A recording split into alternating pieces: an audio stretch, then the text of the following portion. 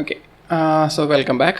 അപ്പോൾ ഈ ലെക്ചറിൽ നമ്മൾ ഡങ്കർലീസ് മെത്തേഡാണ് പഠിക്കാൻ പോകുന്നത്. ഓക്കെ, ഡങ്കർലീസ് മെത്തേഡ് എന്ന് പറഞ്ഞു കഴിഞ്ഞാൽ ഒരു സിംപ്ലി സപ്പോർട്ടഡ് ബീം, അതിൽ കുറച്ച് പോയിന്റ് ലോഡ്സ് ഉണ്ടെങ്കിൽ അങ്ങനെ ഒരു സിസ്റ്റത്തിൽ ഉണ്ടാകുന്ന ട്രാൻസ്വേഴ്സ് വൈബ്രേഷൻ്റെ നാച്ചുറൽ ഫ്രീക്വൻസി കാൽക്കുലേറ്റ് ചെയ്യാനാണ് ഡങ്കർലീസ് മെത്തേഡ് യൂസ് ചെയ്യുന്നത്. ഓക്കെ, അപ്പോൾ ഇപ്പോൾ ഈ ഒരു ഫിഗർ കൺസിഡർ ചെയ്യാം. ഇപ്പോൾ 0.1ഉം 0.2 അവിടെ രണ്ട് പോയിന്റ് ലോഡ്സ് ആക്ട് ചെയ്യുന്നുണ്ട്. അങ്ങനെയാണെന്നുണ്ടെങ്കിൽ ഈ ഡങ്കർലീസ് ഇക്വേഷൻ എന്ന് പറയുന്നത് 1/ωn² equal to 1/ω1² plus 1/ω2² plus etcetera. എത്ര ലോഡ് ഉണ്ടോ അത്രയും ടൈംസ് ആഡ് ചെയ്യുക, പ്ലസ് 1/ωs². ഓക്കെ, ഇതിൽ ωn² ലെഫ്റ്റ് ഹാൻഡ് സൈഡ് എന്ന് പറയുന്നത് ഈ നാച്ചുറൽ ഫ്രീക്വൻസി ഓഫ് ഈ ഹോൾ സിസ്റ്റം ആയിരിക്കും. അതുപോലെ ω1, ω2, ω3 അങ്ങനെയൊക്കെ പറയുന്നത് എത്ര പോയിന്റ് ലോഡ്സ് ഉണ്ടോ ആ പോയിന്റ് ലോഡ്സ് കാരണം, ഇൻഡിവിജ്വൽ പോയിന്റ് ലോഡ്സ് കാരണം ഉണ്ടാവുന്ന നാച്ചുറൽ ഫ്രീക്വൻസീസ് ആണ്. ഓക്കെ, അപ്പോൾ ഇപ്പോൾ നമുക്കിവിടെ 4 പോയിന്റ് ലോഡ് ഉണ്ടെങ്കിൽ ω1, ω2, ω3, ω4 ഉണ്ടാവും. പിന്നെ ωs എന്ന് പറയുന്നത് ആ ഷാഫ്റ്റിൻ്റെ വെയിറ്റ് നമ്മൾ കൺസിഡർ ചെയ്യുന്നുണ്ടെങ്കിൽ ആ natural frequency due to weight of the shaft. Okay, അതായിരിക്കും ωs എന്ന് പറയുന്നത്. ഇനി ഇപ്പോൾ ഒരു പോയിന്റ് ലോഡ് കാരണം ഉണ്ടാവുന്ന നാച്ചുറൽ ഫ്രീക്വൻസിക്കുള്ള ഫോർമുലയാണ് ഈ ω1 ഈക്വൽ ടു √g/Δ1 എന്ന് പറയുന്നത്. ഇത് Δ1 എന്ന് പറഞ്ഞു കഴിഞ്ഞാൽ അത് സ്റ്റാറ്റിക് ഡിഫ്ലക്ഷൻ അറ്റ് പോയിന്റ് ലോഡാണ്. Okay, static deflection at 0.1 due to point load, Δ1 എന്ന് പറയുന്നത്. അപ്പോൾ അത് ആ ഫോർമുല വരുന്നത് നമ്മളൊരു സ്പ്രിങ് മാസ് സിസ്റ്റമായിട്ട് കൺസിഡർ ചെയ്യുക ആ ഷാഫ്റ്റിനെ. അപ്പോൾ അതിൽ നിന്ന് വെച്ച് കഴിയുമ്പോൾ താഴേക്ക് ആക്ട് ചെയ്യുന്ന ലോഡ് എന്ന് പറഞ്ഞാൽ മാസ് ഇൻറ്റു ആക്സിലറേഷൻ, അതായത് m/g ആയിരിക്കും. അതിനെ സപ്പോർട്ട് ചെയ്യുന്നത് സ്പ്രിങ്ങിലുള്ള സ്റ്റാറ്റിക് ഡിഫ്ലക്ഷനാണ്. അപ്പോൾ സ്പ്രിങ് സ്റ്റിഫ്നെസ് k ആണെന്നുണ്ടെങ്കിൽ k into delta, deflection delta. Okay, k into delta. അപ്പോൾ നമുക്ക് ഇവിടെ ω എന്ന് പറയുന്നത് √k/m ആയിരിക്കും. അപ്പോൾ അത് നമുക്ക് ഇവിടെ സബ്സ്റ്റിറ്റ്യൂട്ട് ചെയ്ത് കഴിഞ്ഞാൽ k/mന് പകരം g/Δ എന്ന് സബ്സ്റ്റിറ്റ്യൂട്ട് ചെയ്യാൻ പറ്റും. ഓക്കെ, അപ്പോൾ അങ്ങനെയാണ് ഈ ഫോർമുല വരുന്നത്. ഇനി നമുക്കത് ഒരു പ്രോബ്ലം ചെയ്ത് നോക്കാം, അത് പ്രോപ്പറായിട്ട് കാൽക്കുലേഷൻ മനസ്സിലാവാൻ വേണ്ടിയിട്ട്. നമുക്ക് ഒരു സിംപ്ലി സപ്പോർട്ടഡ് ബീം കൺസിഡർ ചെയ്യാം. ഓക്കെ, ഇവിടെ ഈ രണ്ട് എൻഡും സിംപ്ലി സപ്പോർട്ടഡ് ആണ്. അതുപോലെ തന്നെ എന്താ പറയുക, ഒരു 4 ലോഡ് ഇതിൽ ആക്ട് ചെയ്യുന്നുണ്ട്. അപ്പോൾ ഇവിടെ 1, 2, 3, 4. ഓക്കെ, ഈ 4 പോയിന്റിൽ ലോഡ് ആക്ട് ചെയ്യുന്നുണ്ട്. നമ്മളത് ഇവിടെ A, ഇത് പോയിന്റ് B, ഇത് C, ഇത് D, ഇത് E, ഈ പോയിന്റ് F. ഓക്കെ, ഇങ്ങനെയാണെന്ന് കൺസിഡർ ചെയ്തോ. അപ്പോൾ ഇത് സിംപ്ലി സപ്പോർട്ടഡ് ബീം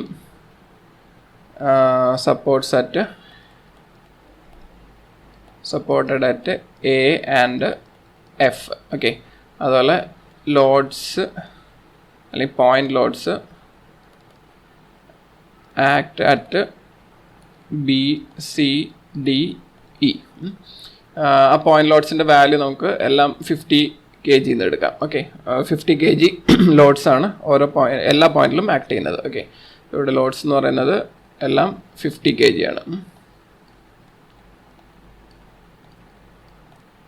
ഓക്കെ, ഇനി നമുക്ക് ക്വസ്റ്റ്യനിൽ ഈ ഷാഫ്റ്റിൻ്റെ ഡയാമീറ്റർ വേണം. അപ്പോൾ ഷാഫ്റ്റ് ഡയ എന്ന് പറയുന്നത് let it be equal to 6 centimetre.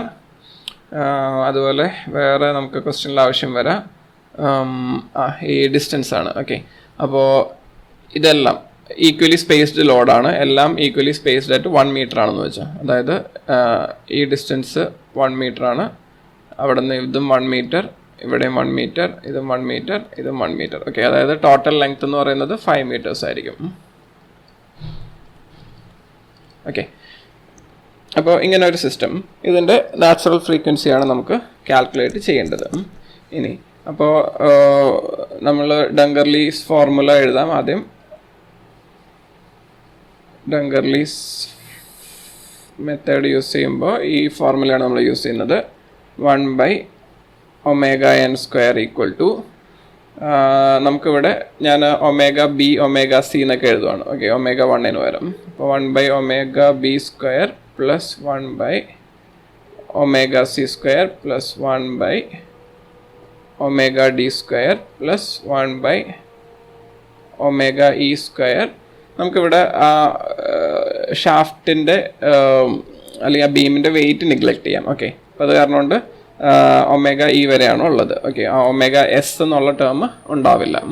ഷാഫ്റ്റിൻ്റെ wait നമുക്ക് നെഗ്ലക്റ്റ് ചെയ്യാം. ഓക്കെ, ഇനി അപ്പോൾ ഇതാണ് ഡങ്കർലിസ് ഫോർമുല. ഓക്കെ, ഇനി നമുക്ക് ഓരോന്നും ഇപ്പോൾ ഒമേഗ ബി എന്ന് പറയുന്നത് നേരത്തെ അതിൻ്റെ ഫോർമുല എഴുതി √g static deflection at B ആയിരിക്കും. ഓക്കെ, ഈ static deflection at B calculate ചെയ്യുന്നത് നിങ്ങളത് സ്ട്രക്ചറൽ മെക്കാനിക്സ് സബ്ജക്ട്സ് എന്തെങ്കിലും പഠിച്ചിട്ടുണ്ടെങ്കിൽ അതിൽ നിന്നായിരിക്കും അത് വരുന്നത്. ഒരു സിംപ്ലി സപ്പോർട്ടഡ് ബീം അതിൽ പോയിന്റ് ലോഡ് വരുമ്പോൾ ഉണ്ടാവുന്ന ഡിഫ്ലക്ഷൻ്റെ ഫോർമുല. ഓക്കെ, അതായത് ആ ജനറൽ ഫോർമുല ഇതാണ്.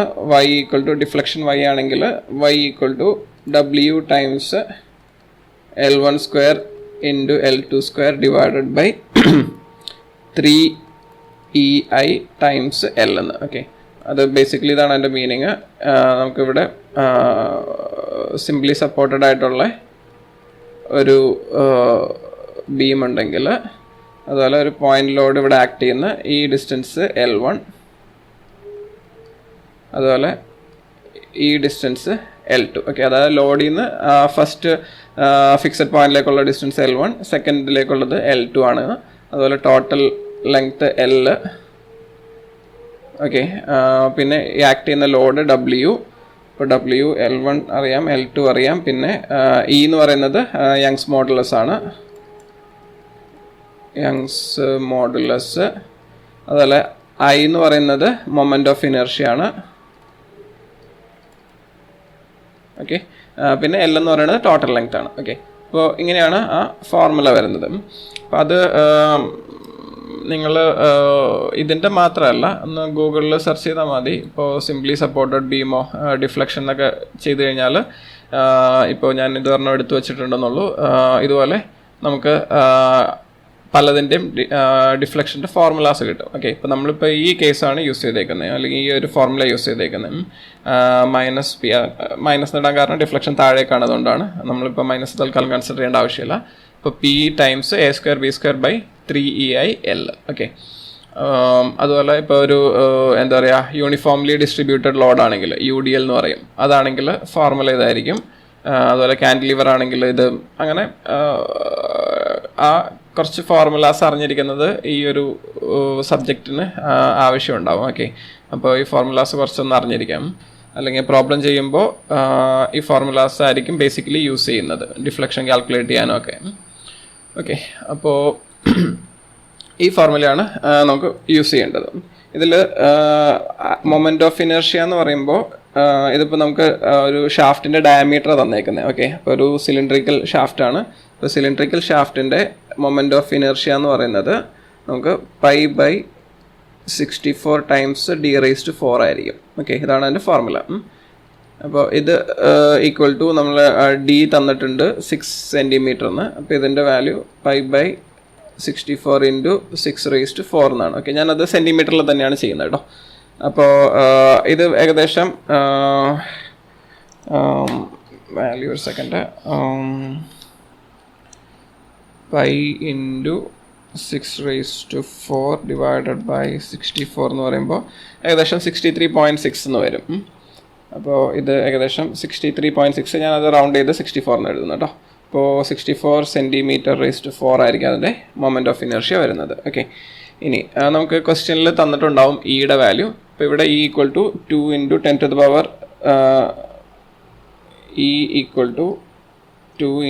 10⁻6 kg/cm² എന്ന് എടുക്കാം. ഓക്കെ, യങ്സ് മോഡുലസിൻ്റെ വാല്യൂ അത് ക്വസ്റ്റ്യനിൽ എപ്പോഴും തന്നിട്ടുണ്ടാവും. ഓക്കെ, അപ്പോൾ നമുക്കിപ്പോൾ ഈ ഫോർമുലയിൽ എല്ലാം അറിയാം. അപ്പോൾ ആക്ട് ചെയ്യുന്ന ലോഡ് എന്ന് പറയുന്നത് 50 ആണ്. ഓക്കെ, അപ്പോൾ YB ഡിഫ്ലക്ഷൻ അറ്റ് B എന്ന് പറയുന്നത് 50 ഇൻറ്റു അതിനെ നമുക്ക് എന്താ പറയുക 9.8 വെച്ച് മൾട്ടിപ്ലൈ ചെയ്യണം. ഓക്കെ, കാരണം എന്താ പറയുക 50 kg അല്ലേ, അപ്പോൾ അത് ന്യൂട്ടൺ ആക്കാനായിട്ട് ഇൻറ്റു ജി വേണം. ഇൻറ്റു L1² എന്ന് പറയുമ്പോൾ നമ്മൾ ഫസ്റ്റ് ലോഡ് അതിൻ്റെ ലെഫ്റ്റിലേക്കുള്ള ഡിസ്റ്റൻസ്. ഓക്കെ, അപ്പോൾ ഇത് 1 മീറ്റർ ആണ്, അതായത് 100 സെൻറ്റിമീറ്റർ. ഓക്കെ, അറ്റ് ബിന്ന് എക്കുള്ള ഡിസ്റ്റൻസ് AB എന്ന് പറയുന്നത് 1 മീറ്ററും അതുപോലെ BF എന്ന് പറയുന്നത് 4 മീറ്ററുമാണ്. ഓക്കെ, അപ്പോൾ അതായിരിക്കും L1 L2 നമ്മൾ ബിയിലുള്ള ലോഡ് കൺസിഡർ ചെയ്യുമ്പോൾ. അപ്പോൾ ഇവിടെ വരുമ്പോൾ അത് 100² ഇൻറ്റു 400². ഓക്കെ, L2യുടെ വാല്യൂ 400² ആയിരിക്കും. ഇത് whole divided by 3 into 2 into 10⁶. അപ്പം 3EIയുടെ വാല്യൂ ആയി. I എന്ന് പറയുമ്പോൾ 64 ആണ്. ഇൻറ്റു L എന്ന് പറയുമ്പോൾ അത് 5 മീറ്റർ ആണ്, അപ്പോൾ അത് 500 വരും. ഓക്കെ, അപ്പോൾ ഇത് കാൽക്കുലേറ്റ് ചെയ്ത് കഴിഞ്ഞാൽ YBയുടെ വാല്യൂ കിട്ടും. സിമിലർലി YCയും YDയും എല്ലാം കാൽക്കുലേറ്റ് ചെയ്യാം. YB, YC, YD, YE. Okay, ഈ 4 ഡിഫ്ലക്ഷൻ കാൽക്കുലേറ്റ് ചെയ്യാം. അപ്പോൾ ആ ഡിഫ്ലക്ഷൻസ് കാൽക്കുലേറ്റ് ചെയ്ത് കഴിഞ്ഞ ശേഷം നമുക്കപ്പോൾ ω_B എന്ന് പറയുമ്പോൾ √G/Y ടൈംസ് B ആയിരിക്കും. ഓക്കെ, അപ്പോൾ അത് ആ വാല്യൂ സബ്സ്റ്റിറ്റ്യൂട്ട് ചെയ്ത് കൊടുക്കുക. അത് കഴിഞ്ഞിട്ട് നമുക്കപ്പോൾ ω_Bക്ക് ഒരു വാല്യൂ കിട്ടും. അപ്പോൾ ω_B കാൽക്കുലേറ്റ് ചെയ്യുക. സിമിലർലി ω_C, ω_D, ω_Eയും കാൽക്കുലേറ്റ് ചെയ്യുക. അത് കഴിഞ്ഞിട്ട് 1/ωn² എന്ന് പറയുമ്പോൾ 1/ωB² plus 1/ωC² plus 1/ωD² plus 1/ωE². Okay, ഇതായിരിക്കും അതിൻ്റെ എന്താ പറയുക നാച്ചുറൽ ഫ്രീക്വൻസി എന്ന് പറയാം. ആക്ച്വലി അത് ആംഗുലർ വെലോസിറ്റി ആണ്. നമ്മൾ അതിൽ നിന്ന് ഫ്രീക്വൻസി കണ്ടുപിടിക്കുക, അതായത് 1/2π ω. ഓക്കെ, അപ്പോൾ അതിൽ നിന്ന് നാച്ചുറൽ ഫ്രീക്വൻസിയും കാൽക്കുലേറ്റ് ചെയ്യാൻ പറ്റും. അപ്പോൾ ഈ പ്രോബ്ലം ഒന്ന് കംപ്ലീറ്റ് ചെയ്തിട്ട് ഇന്നത്തെ അസൈൻമെൻ്റ് ആയിട്ട് സബ്മിറ്റ് ചെയ്യാം കേട്ടോ. ഓക്കെ, ഇന്ന് സബ്മിറ്റ് ചെയ്യണമെന്നില്ല, നാളത്തേക്ക് ചെയ്താലും മതി. ഇതിൽ ബാക്കി ഇപ്പോൾ YBയുടെ വാല്യൂ കാൽക്കുലേറ്റ് ചെയ്യുക, ω_Bയുടെ വാല്യൂ കാൽക്കുലേറ്റ് ചെയ്യുക. സിമിലർലി YC, YD, YE ഇതെല്ലാം കാൽക്കുലേറ്റ് ചെയ്യുക. കറസ്പോണ്ടിംഗ്ലി ω_C, ω_D, ω_Eയും കാൽക്കുലേറ്റ് ചെയ്യുക. ഫൈനൽ നാച്ചുറൽ ഫ്രീക്വൻസിയും കാൽക്കുലേറ്റ് ചെയ്യുക. ഓക്കെ, അപ്പോൾ ഡങ്കർലി മെത്തേഡ് യൂസ് ചെയ്ത് എങ്ങനെയാണ് ചെയ്യേണ്ടത്. ഇത് എന്താ പറയുക സ്ട്രൈറ്റ് ഫോർവേഡാണ്, ഭയങ്കര ഈസിയാണ്. ആകെ ഈ ഡിഫ്ലക്ഷൻ്റെ ഈ ഒരു ഫോർമുല മാത്രം ബേസിക്കലി ഓർത്തിരുന്നാൽ മതി. ഓക്കെ, അതുപോലെ ഇതിപ്പോൾ ഷാഫ്റ്റ് ഡയ തന്നേക്കുന്ന കൊണ്ടാണ് നമ്മൾ ഈ ഒരു മൊമെൻ്റ് ഓഫ് ഇനേർഷ്യ ഈ ഫോർമുല യൂസ് ചെയ്തേ. അതിന് പകരം ഇപ്പോൾ സ്ക്വയർ ഡയമീറ്റർ ഒക്കെ ആണെങ്കിൽ നിങ്ങൾ അതിൻ്റെ ഒരു ഫോർമുലയും കൂടി നോക്കി വെച്ചേക്കാം കേട്ടോ, മൊമെൻ്റ് ഓഫ് ഇനേർഷ്യ കാൽക്കുലേറ്റ് ചെയ്യാനായിട്ടുള്ളത്. ഓക്കെ, അപ്പോൾ നമുക്ക് ഈ മൊഡ്യൂളിൽ എനിക്ക് തന്നെ ഇനി ഒരു മെത്തേഡും കൂടിയാണ് ഉള്ളത്. പേര് ഞാൻ മറന്നുപോയി, ഒരു മെത്തേഡും കൂടി ഉണ്ട്. ഓക്കെ, അപ്പോൾ അത് നെക്സ്റ്റ് ലെക്ചറിൽ ചെയ്യാം. Okay, thank you.